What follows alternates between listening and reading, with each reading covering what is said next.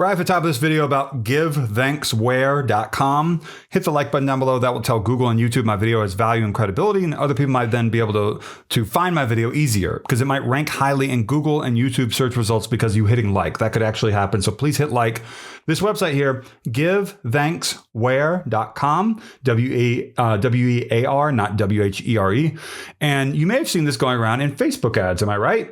And it claims here, we're a boutique from Bethlehem, Pennsylvania, Christmas City, USA, where twinkling lights fill the streets and the smell of gingerbread is everywhere. Growing up here, we dreamed of bringing holiday magic into your wardrobe and blah, blah, blah, blah, blah.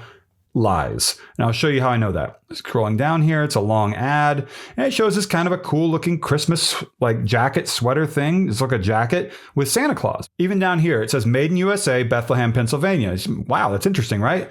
And it says that in numerous different ads. Which one did you see? There's a snowman one. There's like a Santa Claus jacket, more snowman, Santa Claus jacket, and then more Santa Claus. But then if you go and do a who is search for a domain registration, this gives you information on who may have registered it, when it was registered. Normally the who of it and the mailing address of the person behind it is hidden, which is not, that's common. It's privacy, right? But it says it was registered on September 10, 2025. And it's hosted in China, which is not that big of a surprise because I see these coming from China all the time. Not Bethlehem, Pennsylvania, right? So you go back here. I mean, this has a lot of signs of being a scam. Normally, you don't see a USD currency thing on genuine, trustworthy websites. Home, Santa Claus costumes. They have like these emojis next to these words. That's kind of amateurish looking, I would have to say. And then if you scroll down, the About Us page is probably going to be hilarious in terms of like, it's written by a third grader. Let's look at this. Let me zoom in. Not too far, though, because then we can't see anything. At Give Thanks Wear, we believe clothing is more than style. It's a way to live our faith, share gratitude, and celebrate life's most meaningful moments. Inspired by the call to give thanks in all circumstances, our brand is rooted in Christian values. Seems to me like they're trying to lure or influence people who are Christian into getting their credit card out to pay for things. Anything about, contact us. No phone number. That's a red flag. You want to see a phone number. FAQ. Are they going to mention China in here? Are they going to mention China? Exchange rates? Anything here about China? Shipping address, track my order, shipping and customs. So it's kind of talking about shipping and customs, which tells you maybe it's coming from outside the US, like I think it is. This is a long FAQ page. And so nothing there about China specifically. Sometimes there's an mailing address and it's like an image, it's text in an image. Let me see if on the terms of service page, let me go all the way down here. Support at givethankswear.com is apparently one way to contact them. What about the next page? Shipping information. Affected by COVID-19. Well, that's a little outdated in terms of that's something that these websites need to update. They had that same sort of thing a few years ago on their Christmas scam pages. You might actually receive something in a scam like this. I hear that all the time. You might be saying, really? You're going to receive something potentially, but it's not going to be what you ordered, or it's definitely not going to be of the quality that you wanted based upon what was in the photo. It's going to be something cheap, really terrible. Maybe it's going to be just a brass ring. That's what people told me one time they received, even though they ordered not a brass ring. It's almost like they do that so that the people behind this, look at this, D-Meta Clothing. Here we go. 5660 Lindbergh Lane, Bell Gardens, California. Is this going to be like a shipping or warehouse sort of a center? Let's look at it right now. Yeah, look at this.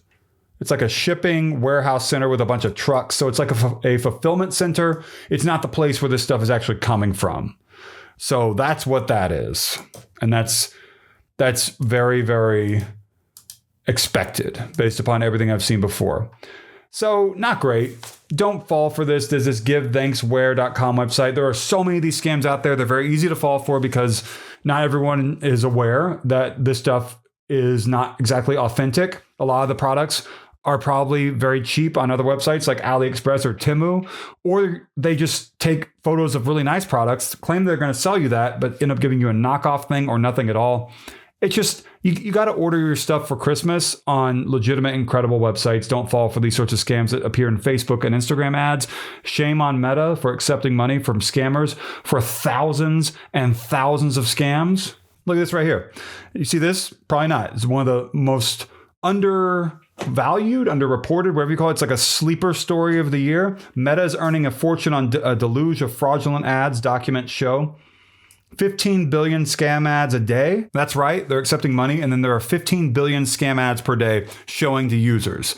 Now, what Meta will tell you in their PR spokesperson sort of a thing in this story, they'll try to like explain that away. Well, that's not exactly.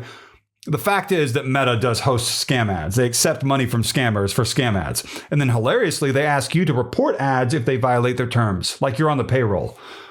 We live at a really weird time where these big tech companies, these huge platforms, multi-billion-dollar companies, TikTok, Meta, whatever, are allowed, I say allowed because no one's doing anything about it. If allowed's the wrong word, whatever.